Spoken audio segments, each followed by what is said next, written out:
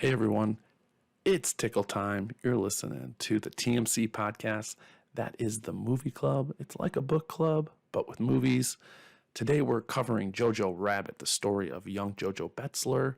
It takes place during the collapse of Nazi Germany. Jojo is set off to join the Hitler Youth when a freak grenade accident coincides with him discovering his mother is hiding a young Jewish girl in their home.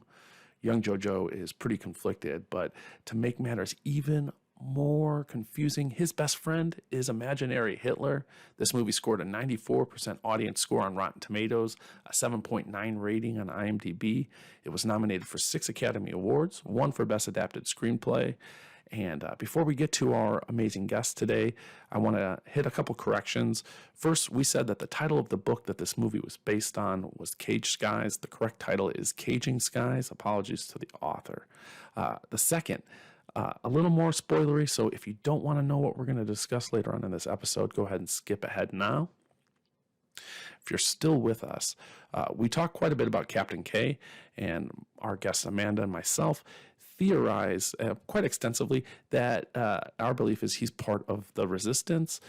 We provide quite a bit of evidence to support this idea, but one of our listeners, Patrick O'Connor, presented a piece of evidence after we recorded that to me solidifies this theory, and that piece of evidence is Captain K is often seen wearing a paperclip, which was a symbol amongst Nazi members who were collaborating with the resistance, and that made them easily identifiable to each other. Good catch, Patrick. And this, to me, is a lot of the evidence that we need, that Rosie and Captain K were perhaps working a lot closer than we're led to believe. Let's get to the movie, though. We have, as I said, some great guests today. Prop Cost, take us away. Are you a teardrop specialist? No. Bigger things to worry about than tears, Jojo. There's Russians somewhere out there. There wasn't anyone. I heard they eat babies and have sex with dogs. I mean, like, that's bad, right? We have to stop them before they eat us and screw all our dogs. It's crazy. Seems like I can never die. I'm gonna go home and see my mother. I need a cuddle.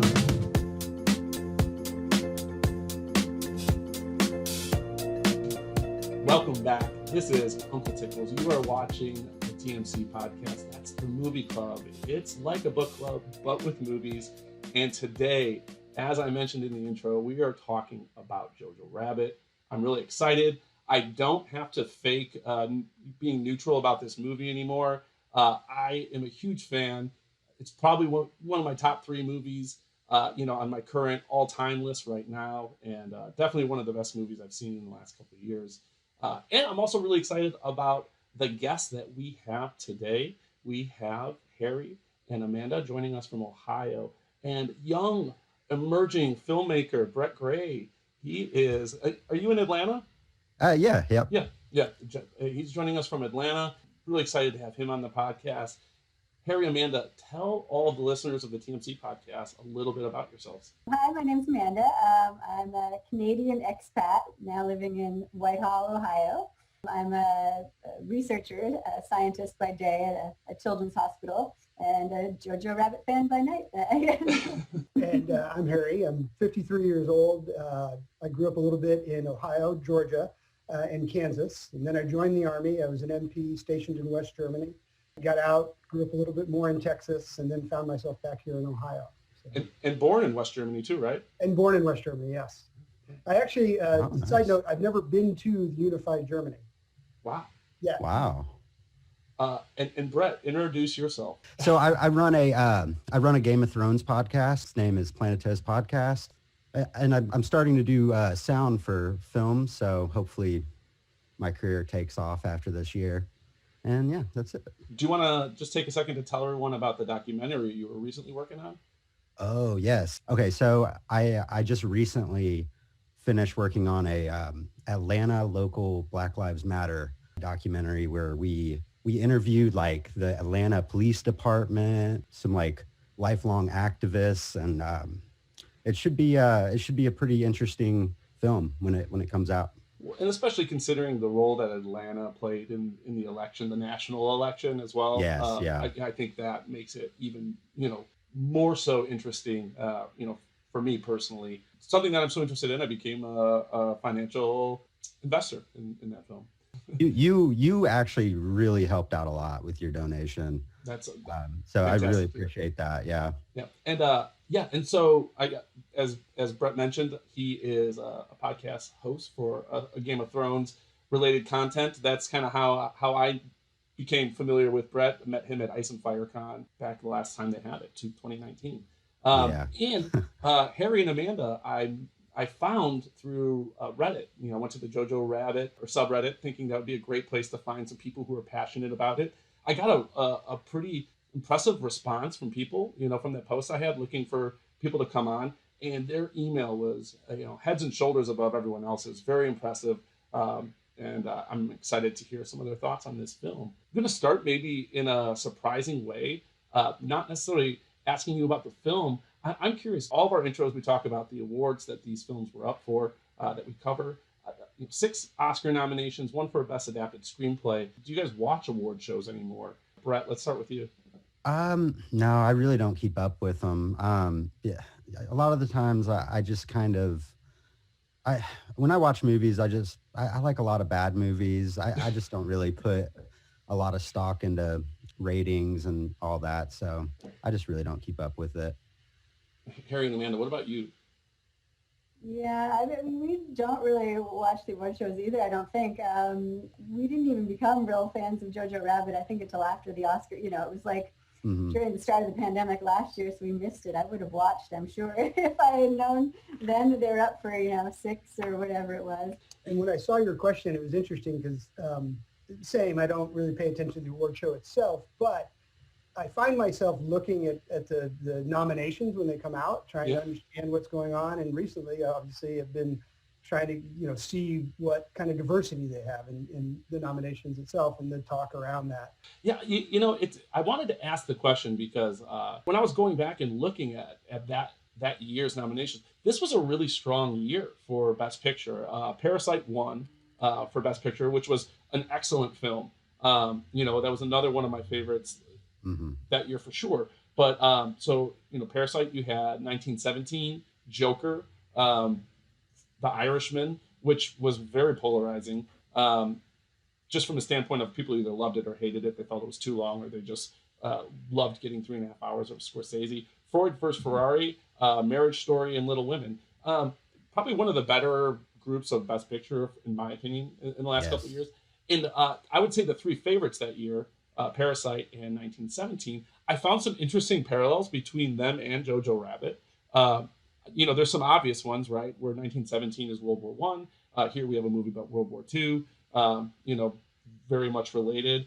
Also in 1917 in Jojo Rabbit, you have Alfie Allen and then Rob Stark. So you have, Theon and Rob Stark for the Game of Thrones fans out there. Parasite, is a movie you learn, a spoiler alert, that there's this rich family and they have someone unknown living in the house, which Jojo Rabbit, you have Elsa, unknown, living in the house. So some funny connections, parallels to the 3, I think, heavy favorites for Best Picture that year.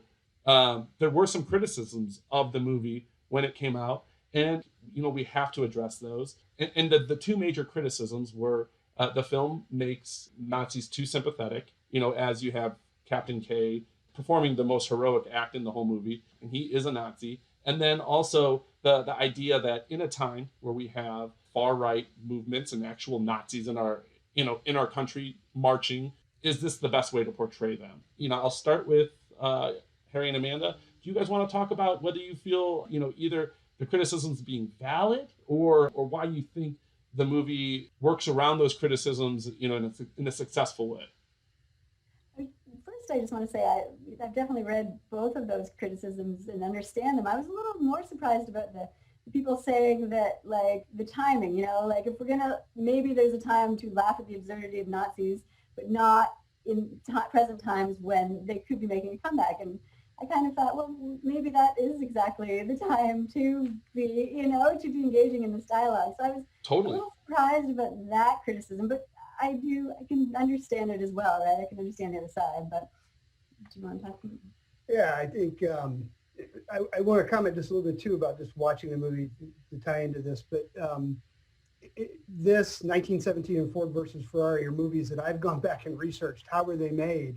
What was the part of this? I mean, 1917 was a technical masterpiece as far as I'm concerned, and Ford versus Ferrari just drew me in, and I researched Carroll Shelby and those type things. And with this, I researched, how did this movie get made? I mean, it was off the wall. It was what's the book? Changing Skies. Caged Skies. Caged Skies. Sorry, thank you. So reading the book, understanding how the book came about, and it would be impossible to have a movie about Hitler without some welling up of emotion about what happened. And the opening scenes where you have Hitler and the screaming youth and all the playing the Beatles over that, and I can see how that could be feeling like it's glorifying it. But it happened. I mean, that's really what happened. I've seen where they have these, giant stadiums where you held those rallies, and I got a feel for things. I've been to Bergen-Belsen, and I've walked through, run through the concentration camps and things of that nature, and it did happen. So I feel like he approached this in the best way he possibly could. Taika. Absolutely, Brett. What do you think about the criticisms? Are they valid? What do you think about the film and how they handle the subject matter? I think the criticisms are valid on the surface. I mean, if it makes you uncomfortable watching it, that's valid. I think, but I personally think it does do a good job of sort of showing how ridiculous the Nazis were, but then at the same point in time, it shows, all the damage that they did do because of like all the, the ridiculous propaganda that they were doing, and like how it affected these kids. I mean, when you're a kid growing up in the Nazi youth, I mean, that's all you're hearing is propaganda. And then, as silly as like the stuff they were saying about Jews and they have scales, they have horns. Yeah, and like that's ridiculous. But then as a kid, you're more susceptible to believe that sort of stuff. So I think it does do a good job of navigating that criticism. Amanda, you had a little bit to add. Yeah, too. I mean, I don't know if I'd seen it in a different year or 5 years ago, if I would feel so strongly about it. But I certainly with the lens of 2020, I mean, that I think one of the things that Taika is trying to get across with the movie is that it is possible to have an ideology or a movement or something be absurdly comedic and also terribly dangerous, right? And I think, we saw elements of that, in the U.S., like in the last, well, yeah, I hate to bring up Trump, but, it's relevant. Right? And so it is possible to have these absurd moments that seem maybe like they're making it out to be harmless, right? Or less, not as dangerous. But they can be, it can still have an undertone of like, shit can get bad, if we're not careful. Yeah, no, and you've said a couple of things that are really, that I think are really interesting and we should zone in on a little bit. The first thing you had mentioned was questioning whether or not maybe this is the right time, right? And I agree with that. I think with these things on the rise, because one of the things that I think helps minimize the power of something more than anything is mockery, right? Like you mock something and you immediately take some of the power away from that. So for me, that's what this film is, right? It's a mockery of fanaticism. It's a mockery of being blind because of how powerful an individual can become, and what you're willing to kind of swallow or accept, in that fanaticism and in that blindness. I think all those things are super accurate, and I think that the film handles those very well. And I think that, again, maybe even the best way to handle these sort of ideas and subject matters, if you want to take some power away from it, this is a great way to do it. And another thing you had mentioned was, and I think this is an amazing thought exercise. How would you view this in another year? If you had watched this in any other year, and you consider the timing of when it had come out, and it only became like more relevant as time progressed, to me, because the Oscars happened in, what was it, February of 2020 or something around there. And then you look at, from that, the point when I think it landed on a bunch of people's radars till, almost a year later, January 6th, 2021, again, the movie just becomes more relevant in my eyes. And it leads very well into our next question, which is the relevancy that, we're kind of all hinting at now, this movie has on, recent current events in politics. Harry and Amanda, I'll let you guys start. Yeah, well, a term which I've come to love and hate in this time is being radicalized away from sanity. And I've witnessed this firsthand in the last year, both attending rallies, talking online with what used to be friends, and things of this nature. And it's disheartening in so many ways, but I feel like, I guess in some ways, to bring it back to the movie, if I were in Germany in 1938, what would I do? What if I were me now, what would I what would I do?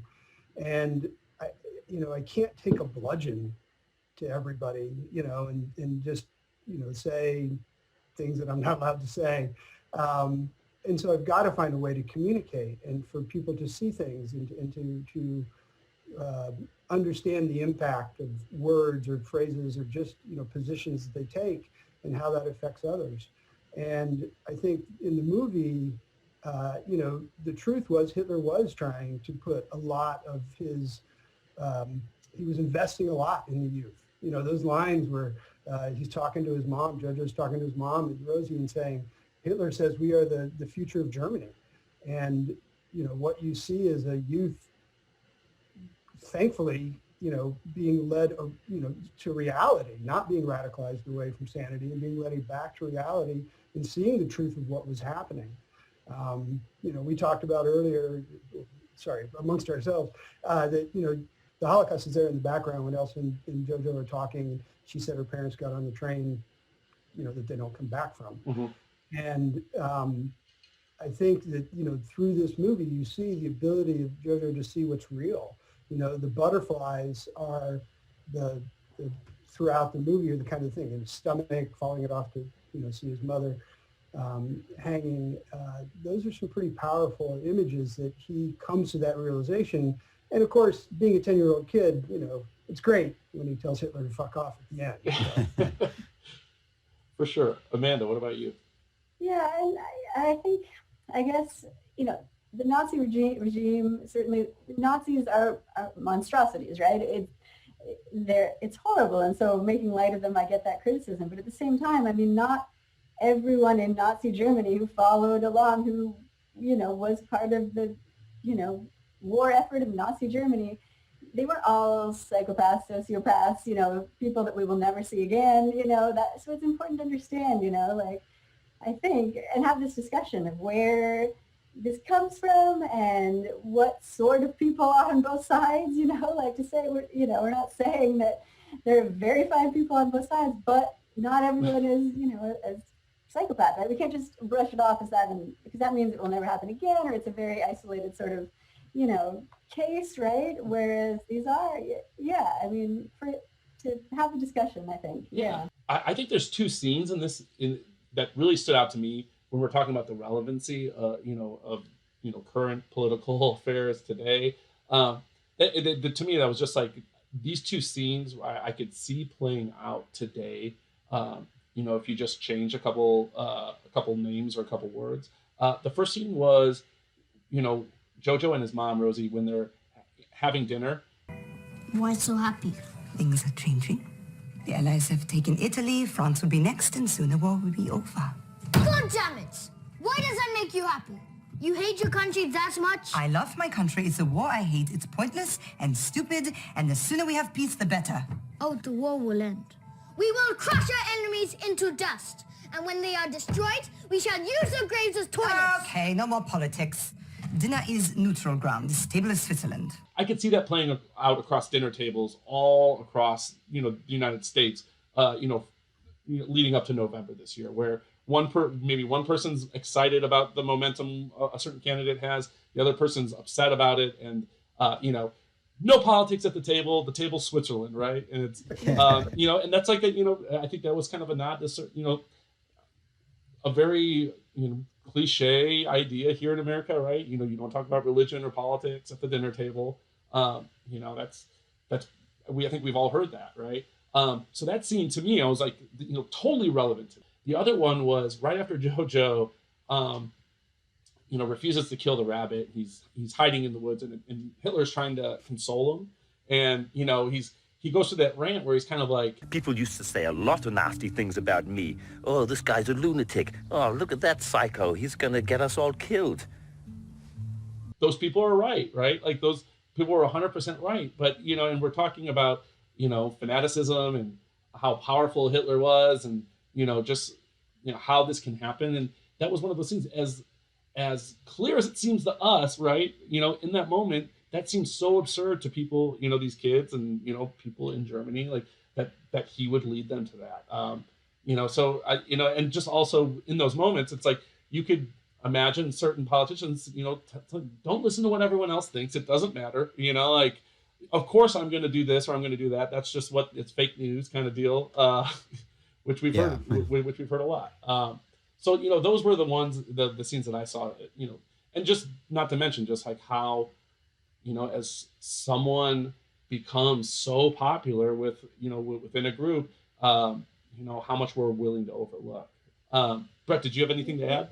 Yeah, I don't know if I have any like specific scenes in mind. I think y'all kind of hit the nail on the head with the scenes, but just to piggyback a little bit off of that idea of like looking over things and seeing what you want to see and not necessarily what's there. The scene where he's staring at the hanged people and he looks away and says gross, and Scarlett Johansson makes him look at or Rosie makes him look at the what's there. You can't.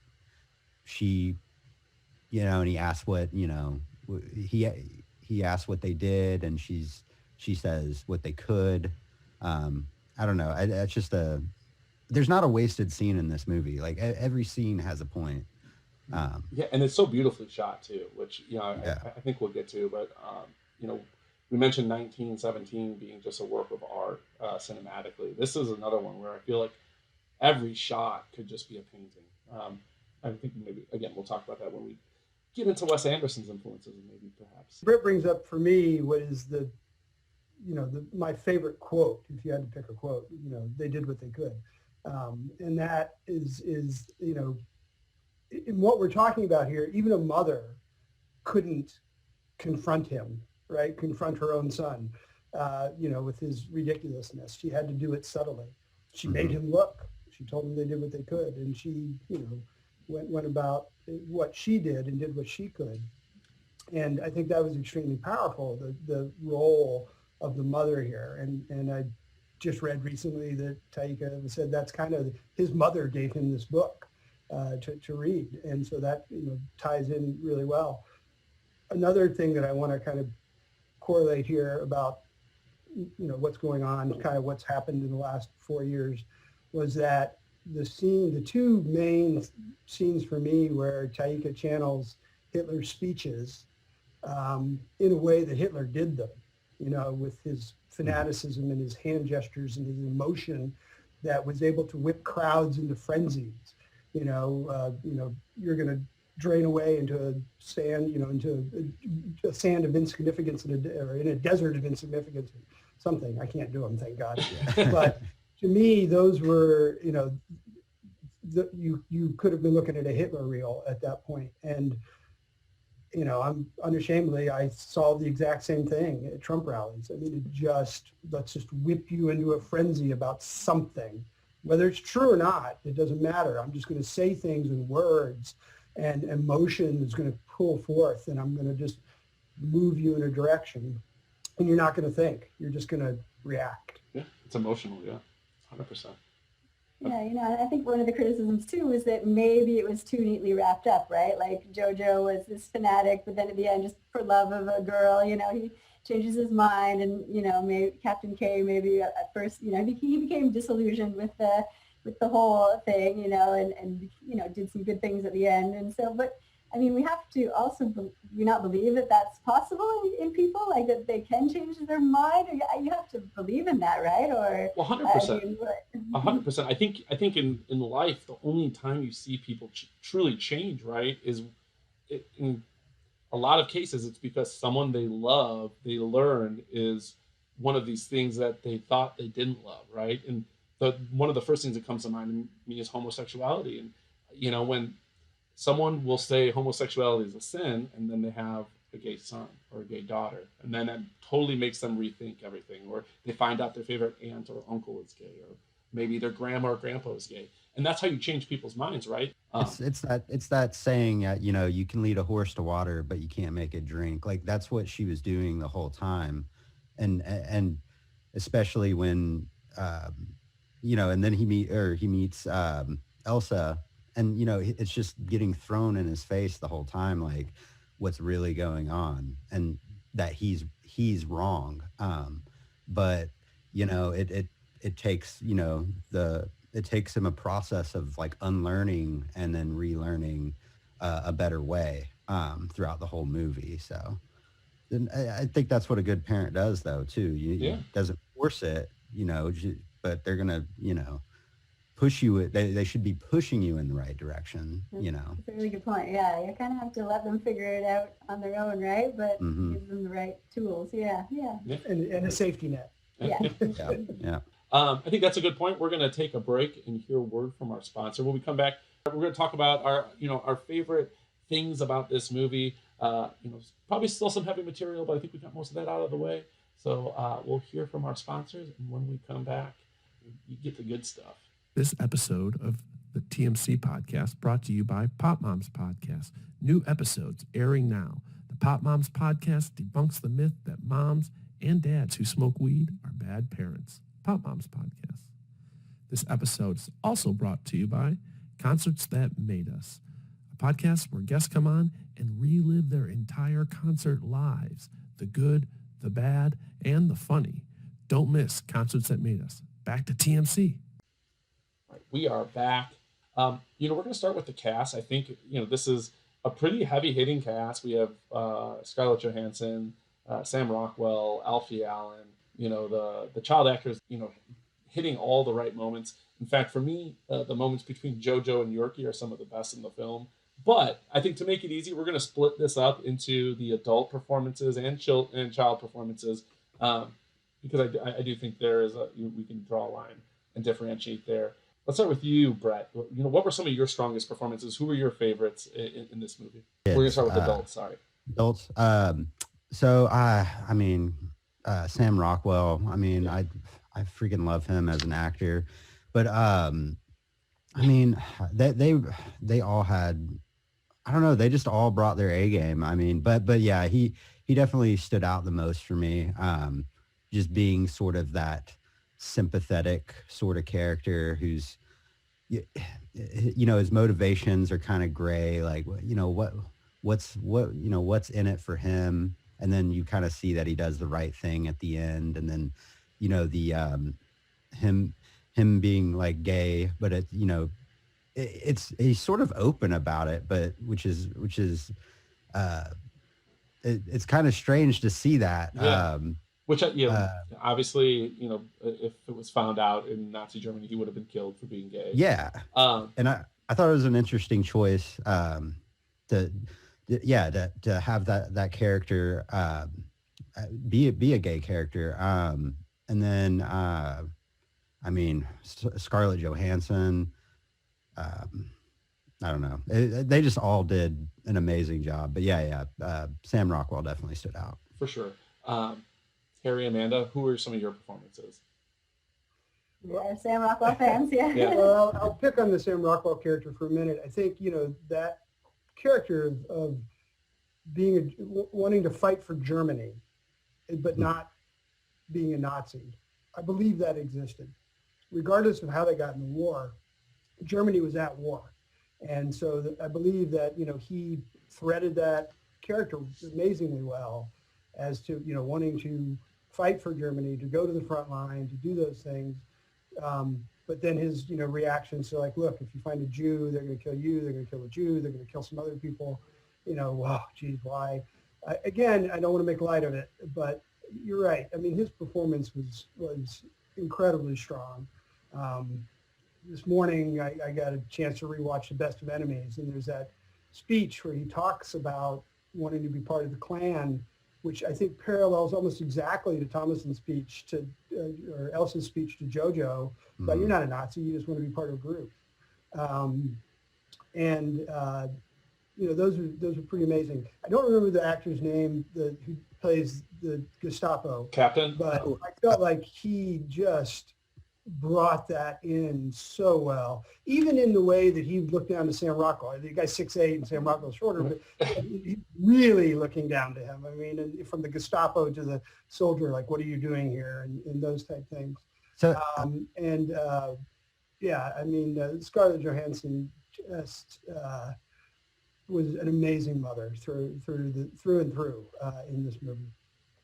Yeah, I mean, Captain K, he's probably one of the major reasons I rewatched it so many times, I think, just to sort of try to figure out what he's all about, I guess, right? I mean, he's disillusioned from the beginning. You can tell kind of, but where did that come from, And then the fact, that he is in a relationship with Finkel, and they kind of subtly hint to that, like it's trying to figure out his motivation all along and what, why he is part of the army, like, and his arc of sort of being the father figure to Jojo, and in the end, obviously saving him multiple times, which is, very poignant and of a character. Yeah, it's a nuanced character for sure.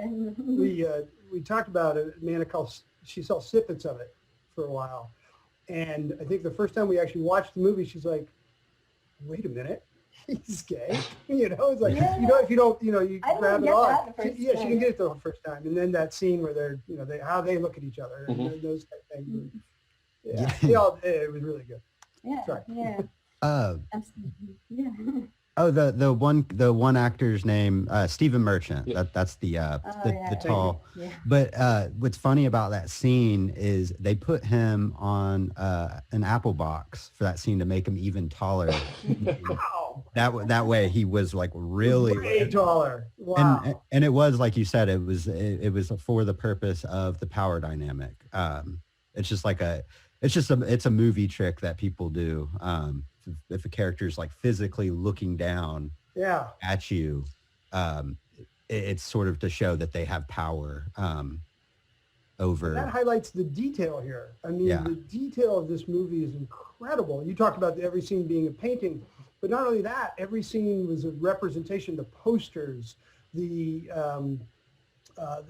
famine, standing in food lines. There were little tiny things throughout the movie. Obviously, we've seen it over and over again. Yeah. But there's little things throughout the movie that struck home so many times, that as you watch it over again, you realize different things about it that were really, somebody paid a lot of attention to detail in this movie. Hitler's uniform, as it begins, as the war goes on, and it begins to wear and tear. And of course, the Germans were fanatics about the uniforms. Captain K was, obviously highlighted that. So these things were really phenomenal. To kind of jump on the Sam Rockwell bandwagon here, phenomenal, great character, right? And I want a prequel. Give me a Taika Waititi prequel on Captain K, where we can get his origin story a little bit more. That would be fantastic. But yeah, and part of the thing that I think is wonderful about his character is, we talked about the rewatchability of this movie. With each rewatch, I find myself asking how much he actually knows, in regards to Elsa specifically. You talk about the scene, Harry, when he's, where, he's asking where Jojo's asking Captain K how he would know if he saw a Jew. And he's kind of like, why, where did you see one? And then kind of tells him like, well, we have to kill the person that, all that. It's almost as if he knows Elsa's there, and he's giving Jojo, knowing how fanatical Jojo is, and Jojo's a true believer. He's kind of telling him like, well, if you tell people about Elsa, they're going to kill your mom. They're probably going to kill you, and they're going to kill a bunch of other people just in case, because that's how they are. I was kind of debating about whether I wanted to hold this till later, but I'm just going to bring it out now because I think it's we're talking about it. And we mentioned the Gestapo scene with Merchant. Again, as on a rewatch, it occurred to me that because in that scene, the Gestapo are at Jojo's house already. Captain K comes in with Alfie Allen's character, and they kind of come running in. At that point, Jojo hasn't discovered his mother's dead. And it occurred to me that maybe they had seen her body. I didn't even think of that. And they come running over because he ends up covering for Jojo and Elsa. Yeah. And then he tells him to stay inside and take care of his family. I always thought it was strange that he just burst through the door, like he didn't even knock. Yes. So, and I don't know why I didn't think of that. Yeah. He obviously had rushed over, right? He's out. Right. He's Yes.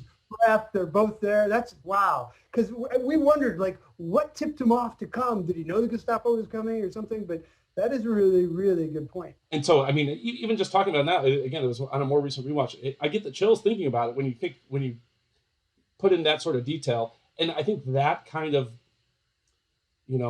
again, is maybe evidence or a tip of the hat that he was more involved with Rosie and the struggle than perhaps the movie lets on. It's very subtle, but I wondered that as well. Sorry, not to interrupt, but just was he part of the resistance? Is that how he knows Rosie? Like, do they go farther back?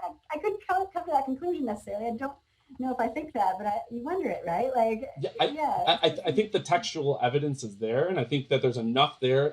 It's ambiguous enough that there's an argument for it or against it, which to me, that's always beautiful, and Brett, I don't want to go too much back to George R. Martin and The Song of Ice and Fire, but that's one of the things that I love about his novels, right? Is that there's always, he gives you textual evidence almost for both sides. And it's, you could sit there and debate and go back and forth. And it's meant to be reread. And this, I think, movie's meant to be rewatched. So, So outside of that, I do want to, maybe acknowledge Taika Waititi's turn at Hitler. We've talked about how you were mentioning his uniform. I think, and this has been something that's not an original thought. I've seen lots of people mention how, Hitler becomes darker as the movie goes on, and I think there's an actual delineating line, and it's in that love scene with Scarlett Johansson where he's pretty quirky and silly. And then, Scarlett Johansson's Rosie's talking to Jojo about love. And it's that beautiful shot where they're on the stairs and, again, painting shot. And then all of a sudden Hitler pops up with his binoculars. And from that point on, he's taking a darker turn. And I just think that's a brilliant choice. Again, lots of people have noticed it, whether it's deliberate or just, I can't imagine it's a coincidence, but I think that's great. And I think Taika just does a phenomenal job. It's like eerie and, reminiscent to Charlie Chaplin, in his portrayal of Hitler too. Good call. Yeah, interesting if there's, if that's intentional as well. And we've talked about I think this is Scarlett Johansson's best role. It's too bad Sam Rockwell's in this movie because otherwise we might all be talking about Scarlett Johansson right now. Specifically that scene that I mentioned earlier where they're at the dinner table and she smears the soot over her face and she's doing my God, that is just phenomenal acting.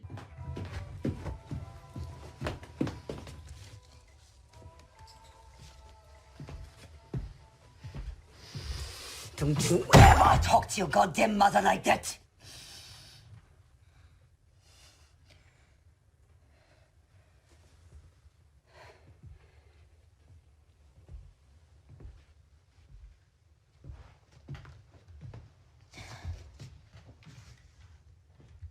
Paul, what happened? Paul? I yelled at the kid.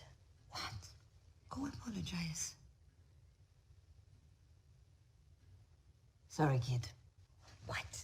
What kind of apology was that?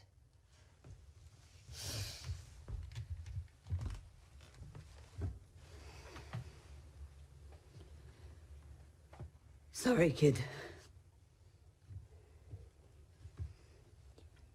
Jojo.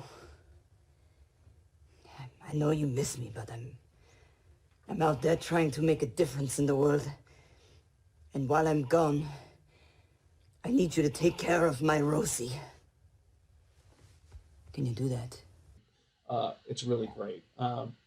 She's the heart and soul and love of this movie, right? You wouldn't have all of the rest of it be so good if it weren't for her sort of showing what love is, what you live for, what it means to be human. I mean, she really is, Well, and she's the counterweight to JoJo's, imaginary friend of Hitler. I mean, she's, has got to, and she does win. I mean, it's at a huge price, but she wins. Yeah, absolutely.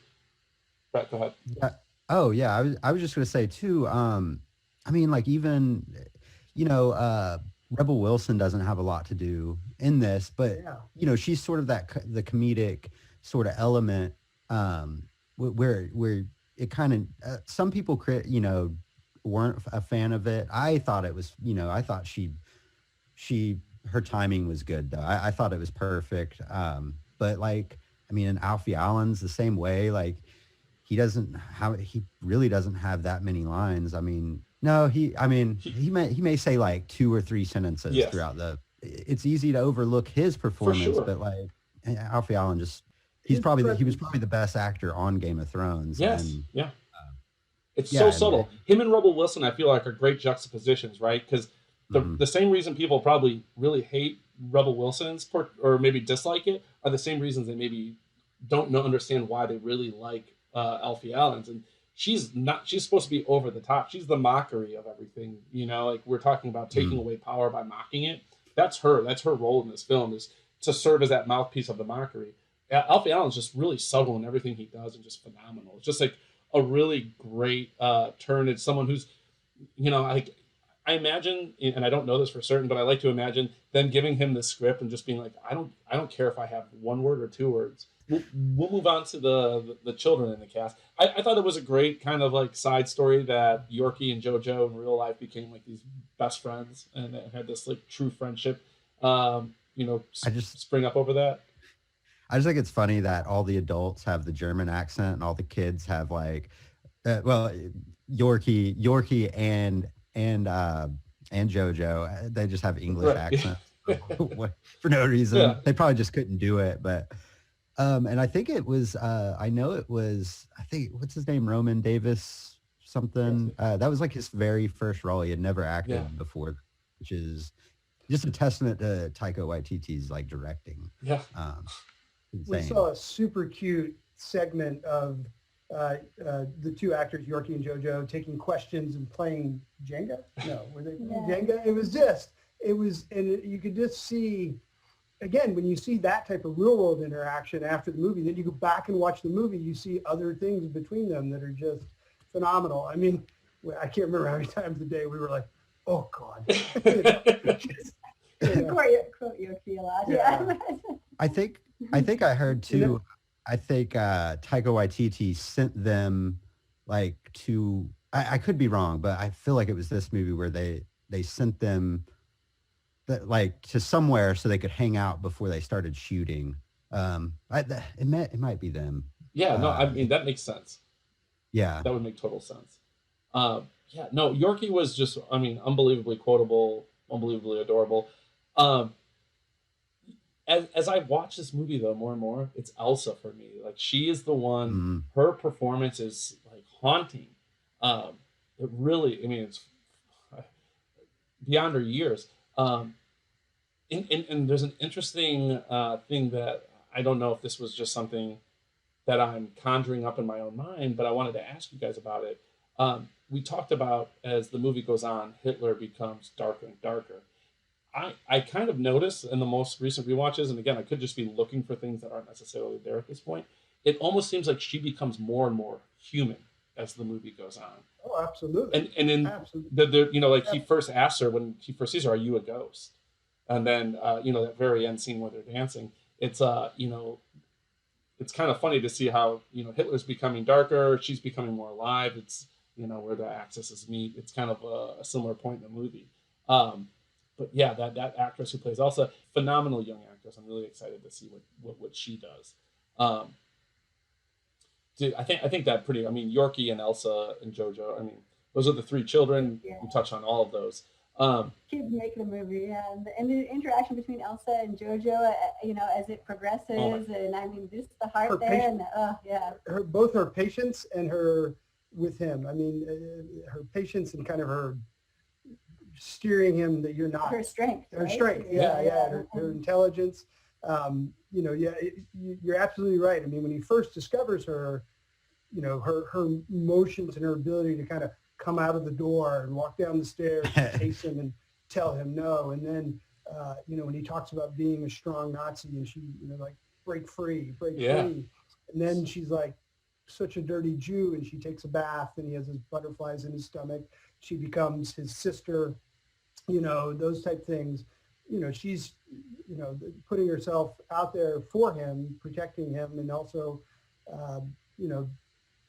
just being a friend to him. I mean, it's just, it is an absolutely wonderful performance. It's like Go ahead, Brad. I mean, she is sort of like the ghost of his sister. Like, he kind of, but she's got some great lines. I mean, like, she hands him the picture of his face, and he's like, "This is just a picture of my stupid head."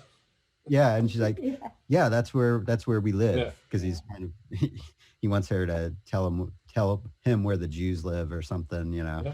Also, when she comforts at the end when Jojo tries to stab her, right? And then just as a last sort of, and the knife is almost symbolism all along. It's been a symbolism of like his Nazi loyalties, and she takes it away and steals it. He tries to get it back. Hitler becomes more mean, is like keeps the knife, and at the end he tries, I think, just one last time, like to fulfill what he thinks he believes in, or test that, and he can't really do it, and then she still comforts him afterwards. That gets me like choked up even now, right? Oh, yeah. Well, and the relationship, there is a reciprocal nature to it, right? Because there's a moment where Jojo's reading her the letter from her fiance, and he's breaking up with her, and he realizes he's made her sad. So then he's like, "Oh, I found one more letter," right? And he tells her, and then there's the moment where he comes back and she realizes, that how sad he is. So she's like, "All right, I'll tell you." I call it, I have it in one of my favorite moments, but we can talk about it now.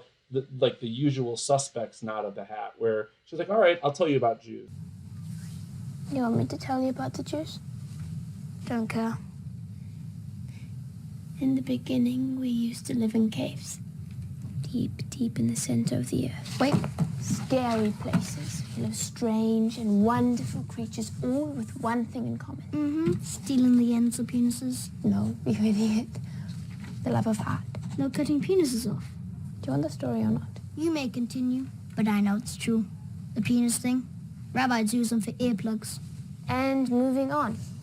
After many years of developing magic and spells, we slowly moved out of the caves and into the towns. Some of us stayed in the caves, though, in our normal bodies. Which are blobs or something? Well, I'll draw them for you.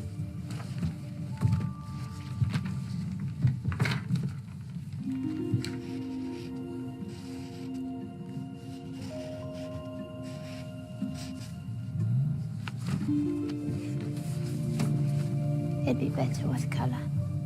Where's the horns? Under the hair. Where's yours? I'm too young. They grow when you turn 21. These days we live among normal people, but often we take over a house and hang from the ceiling when we sleep. Like bats. Oh, and another thing is we can read each other's minds. Oh my god. Everyone's minds? What about German minds? Their heads are too thick for us to penetrate. I also want to point out one scene that really, I mean, the very opening, right, when Taika is coaching Jojo and Hitler is coaching Jojo on how to say Heil Hitler.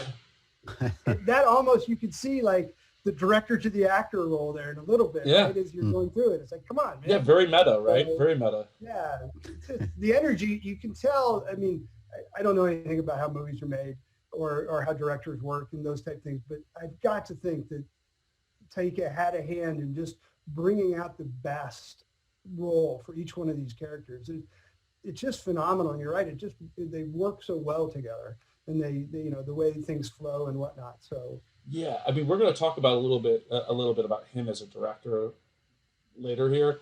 But by all means, I mean, I think he's, I think it's unfair to call him an emerging director. He is, I think solidified himself as one of the top directors out there right now.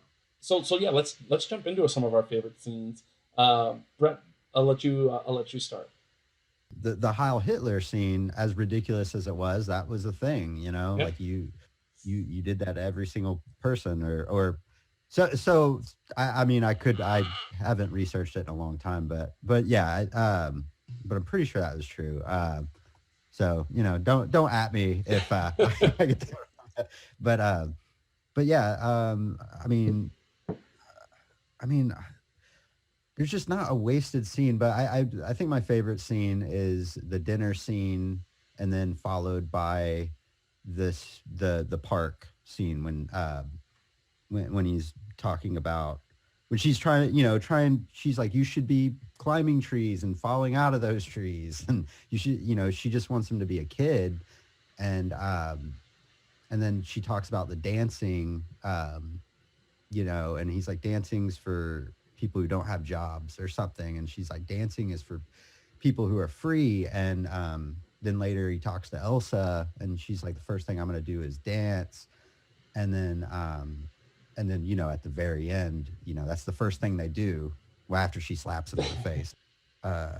Another moment, not necessarily a scene, but she's like, I never looked a tiger in the eyes, and then a few scenes later, she's staring at the picture of the tiger on the wall. I don't know, I just thought, yeah, but those two scenes, the dinner scene and the park scene, are, I think, the ones that are jumping out for me. The thing about when she's, to follow on that, is when she's talking about you should be climbing trees and falling out of those trees. Mm-hmm. There's a moment there where she and Jojo are in the exact same position as when she's hanging, and he's staring at her feet. Yeah. At her shoes. There's the shoes that play, the theme throughout as well. And I played that over and over again here lately. I'm just like, it's the exact same positioning. He's staring at her feet. She's standing there. That's all there is. And then, the hardest scene in the movie to watch is when he's following the butterfly to his hanging mother. Yeah. And, he's in that same position where he sees those, and, he stares at those for a moment before he even looks up, to confirm.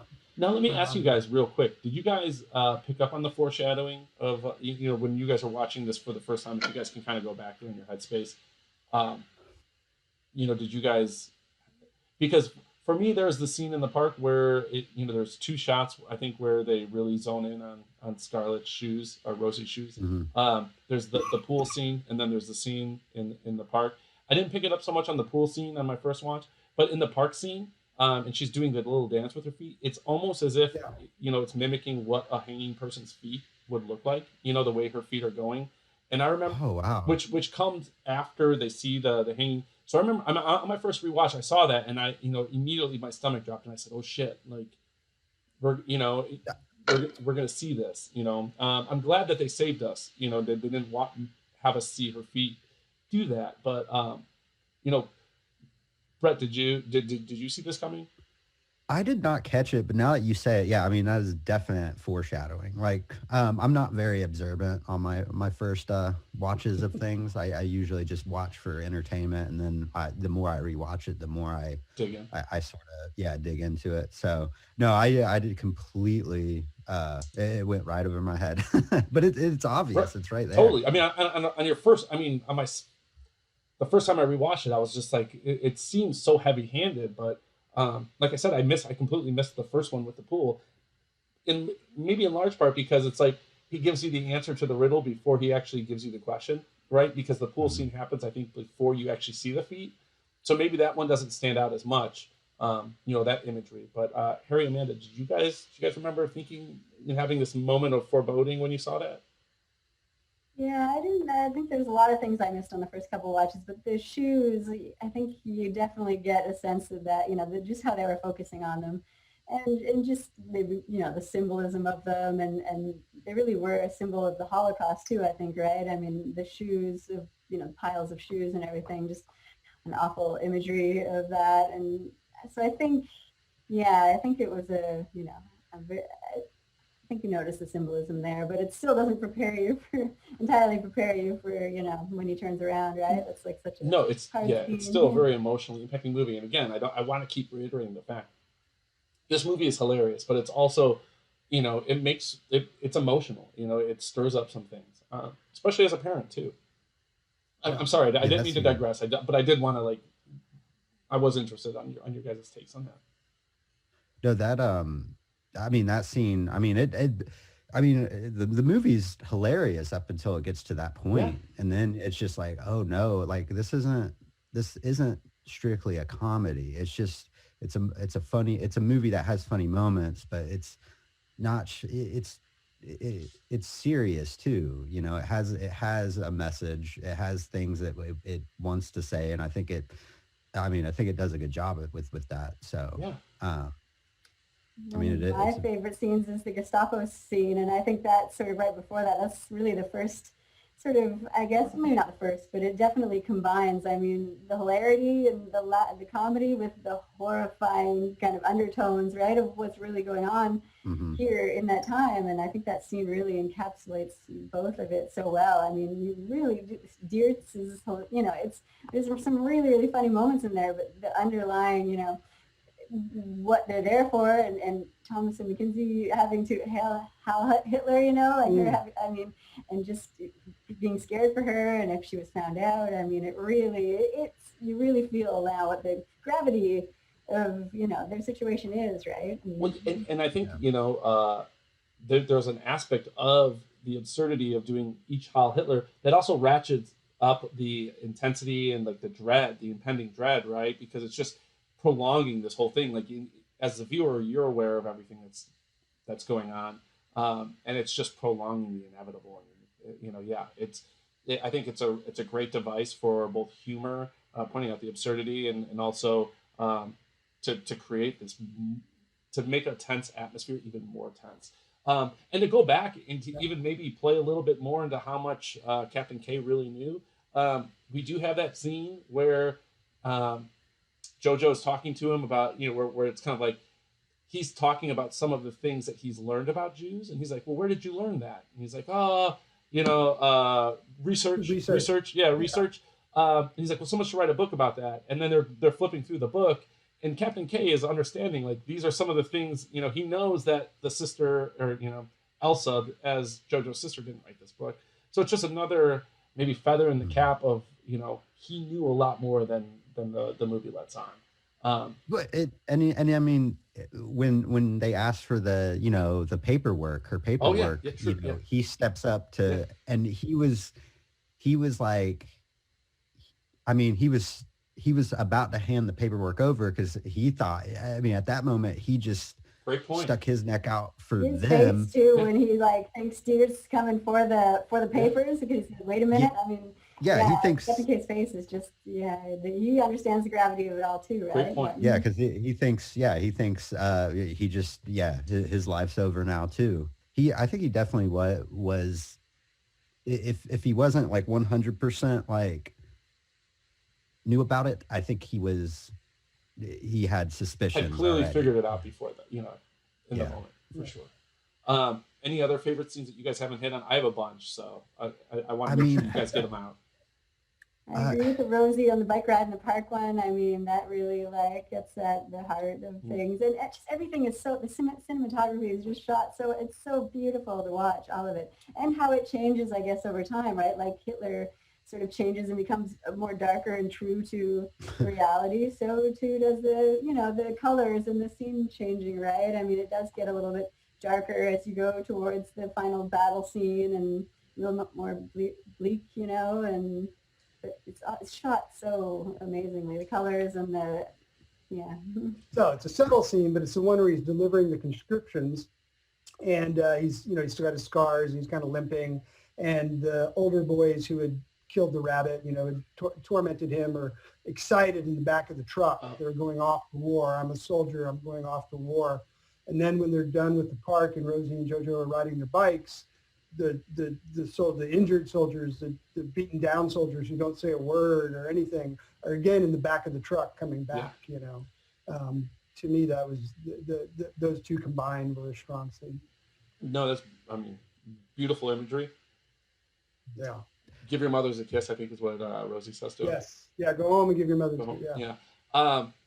Yeah, I mean, you guys hit on a bunch of mine. I've already kind of mentioned, you know, you know, the scenes with Jojo and Elsa. Those I love. I think they're beautiful breakups of a lot of the movie. I think that's where a lot of the heart of the movie is. Some of the most silly moments, some of the most heartwarming. You know, we touch on the reciprocal nature of, you know, Elsa and Jojo have with each other. In the end, really, like, you know, all they have is each other, which I think is another really, you know, kind of powerful, you know, thing to think about, you know, if you're putting yourself in the role of these two children. You know, I love some of the nods to other movies like The Usual Suspects, the foreshadowing of you know, of Rosie's death with the shoes we talked about. One of the things I love is it's just so funny to think about this, you know, Captain K designing a special outfit, Yeah. you know, for this battle. One of our eagle-eyed, you know, group members and the moderator for TKO Podcast Network, he pointed out, and this was something I was really excited. I thought I caught. I was really disappointed when he pointed this out. He missed one small aspect of this. So if you look on his outfit, he actually has small pink triangles, and pink triangles are what Nazis forced homosexuals to wear during the Holocaust. So that was I thought just a really beautiful nod. You know, again, attention to detail. Taika Waititi doing it. What Patrick missed, Patrick, if you're listening, which I know you are, you were so close to tying it all up. In the very end scene, another one of my favorite parts, Captain K, his final heroic moment. If you look really closely, he's holding Alfie Allen's cape with the pink triangles. Yeah. And it's just really beautiful. Crying and this really beautiful moment. You know, that if you're not super careful, you can miss it. His final scene is one of my favorite too, right? Of course. And I think some of the criticism that he got, you were mentioning the triangle and that he had Alfie's coat, you know, afterwards, or the cape. And, you know, some of the criticism is possibly that, you know, his gayness wasn't really explored much as a character until the end, and then was that used as a way to sort of humanize him, right? At the end, which is valid criticism, right? Totally. I mean, it makes the character also maybe so interesting is why it's not fully explored, but I can see that, you know, the thinking that it's kind of thrown in at the end there to sympathy, right? For sure. But Yeah, one thing he says at the very end, you know, he says, "I'm sorry about Rosie. She was a good person, an actual good person." And I think that's him saying, like, look, you know, Rosie is the good person in this story, right? I might be doing a good thing here. You know, there's some good elements, but like Rosie is an actual good person. You know, I'm not, or you know. That's a strong line. Yeah, that's an amazing catch. I didn't catch it. I'll have to. Yeah, I think that that's valid criticism, because you got to ask yourself, like, when you write a script or anything like that, you know, what's the reason? Why is this character gay? Does that serve any, like, or more often, why is their sexual orientation mentioned? Does it serve a purpose to the narrative? And really, I don't know. You know, does it? You know, I'm not sure. Yeah, I mean, I'm. This is my stab at it, but I think it's meant to show that here's someone that we see, you know, who's conflicted about things, right? You know, we get that impression. So what makes him potentially conflicted? Well, probably sexual orientation and the fact that, you know, his country believes that he should die because of it.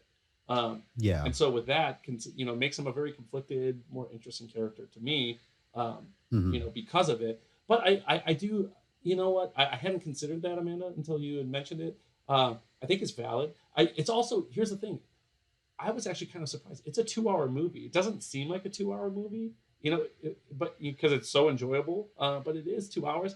It'd be tough to really, you know, and Brett, you mentioned there's not really too many wasted scenes in it. You know, I would hate to see them, you know, kind of like shove a square peg through a round hole just to give us more background on the sexual orientation, when I think they do a good enough job of giving it to us subtly. And you know, again, it gives us something to talk about and debate. The one scene I think we haven't talked about that is on my favorites is this is basically from the time period that Jojo is ridiculed for not killing the rabbit till his grenade accident. Don't do that. So brilliant. Fantastic scene. They're bounding through the woods, him and Yeah, Hitler. which is a perfect segue because the music of that scene is a great juxtaposition to what's going on. Let's talk about the soundtrack. It's amazing. I think there are times that it's very reminiscent of how Wes Anderson uses music, where it's just the perfect song at the perfect time. But other times, at the opening, the Beatles in German. I love that choice because it does two things, right? And it shows you, it works on this level of, I've mentioned juxtaposition a few times with this film, but having such an upbeat poppy song to this, what we know is horrible, right? This rise of this horrible genocidal leader, and we're seeing scenes of that rise set to this upbeat music. And that's very Michael Moore-ish, I think. There's probably other people who do that or who did that before. I associate that idea with Michael Moore. But then it also works in the aspect of showing how, the Beatles were a craze, right? They were a movement. People were, obsessed. They were fanatical. They lost their fucking minds when the Beatles would come to town. And that's how people reacted to Hitler. That's how this there is a strong correlation between those two pop culture phenomenons, right? So there's that aspect, right? And then you have, scenes where it's just the perfect song at the perfect time, like the grenade or at the very end of the movie. Was it something that stands out to you guys as you guys watch this movie? And let's start with Harry and Amanda. Yeah, definitely. I mean, I don't really think I pay attention to the soundtrack that often in a movie, whereas here it just seemed like you would notice it as being just perfect. I mean, the introduction with the real footage of people freaking out over Hitler and the Beatles, it's perfect introduction to the movie, right? And how he's going to, show that. Yes. Well, and then the soulful music that happens during the battle at the end when everything slows down and the imagery is explosions happening around, him and those type things.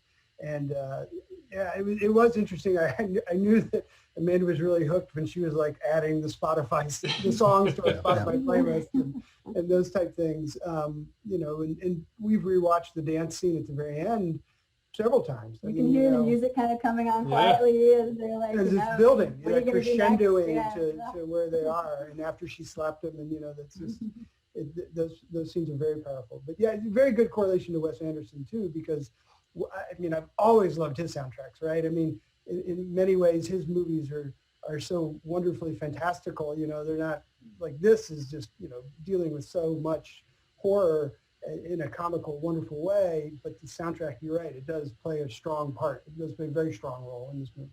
What about you, Brad? Oh, yeah. I mean, like as we're talking about this, just turn around. This scene, so beautiful.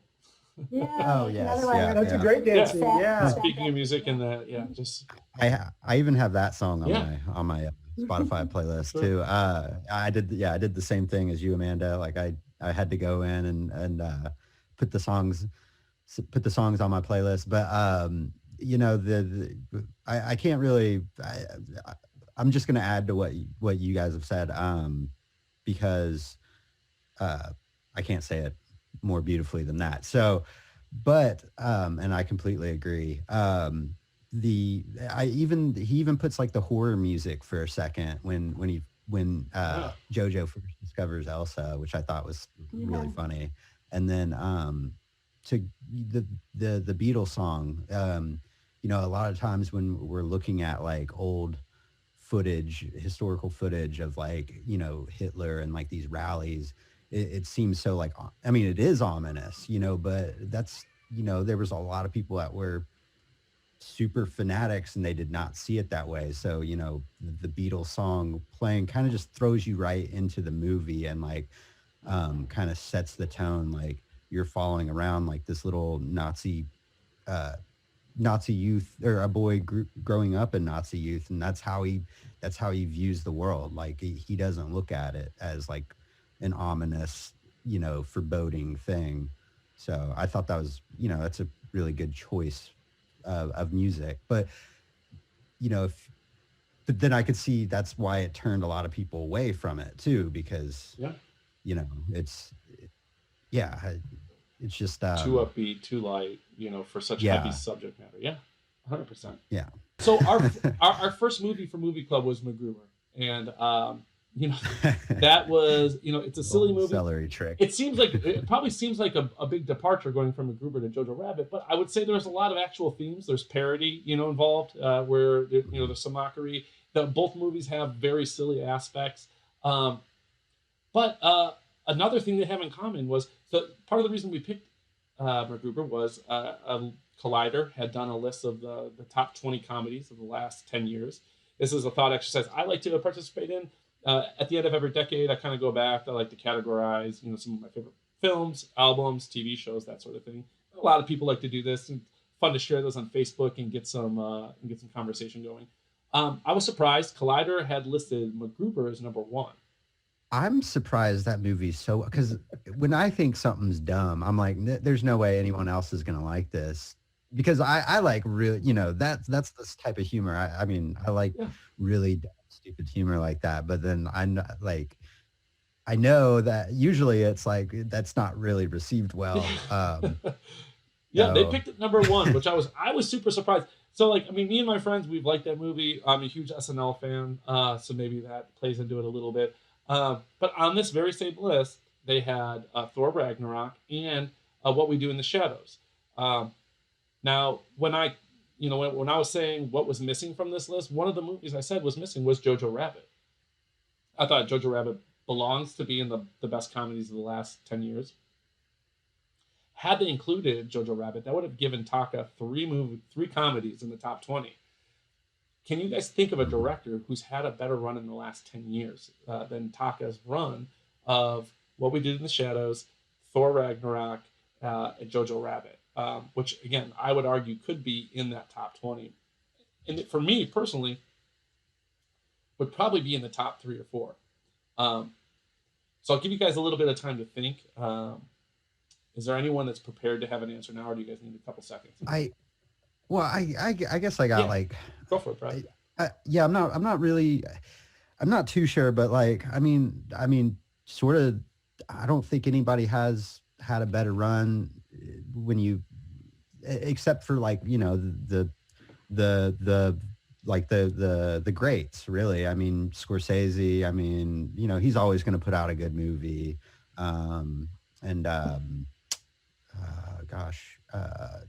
Tarantino, I can't think of another director that has had critical, success like Taika. Yeah. And then, because it's just, I don't think he's really had a flop, They're all good movies. And like I said, those 3 movies are, I think you could make an argument that those 3 are all in top. You could make an argument they're in the top 10 comedies of the last 10 years. Yeah, and he definitely pours himself into a movie in many different roles, right? I mean, he acts in them, he directs in them, he helps adapt screenplays, whatever the case may be. I mean, you can definitely see his investment, I guess is what I'm trying to say. And again, this is our weakest area, unfortunately. But you can see his investment and how that produces, possibly in the way that he invigorates the other actors and the cinematography and all of those things. His fingerprint, maybe, is a way to say it. And that is impressive. And his movies, again, as we said, they're pretty damn diverse, right? I mean, super diverse. Thor and Jojo are very different. Correct. Although I think, if you watch them all, you do see a thread that kind of, the tie that binds them all. I'll throw out one director just to be a contrarian. Bong Joon-ho, who ironically, beat out Jojo Rabbit for Best Picture this year.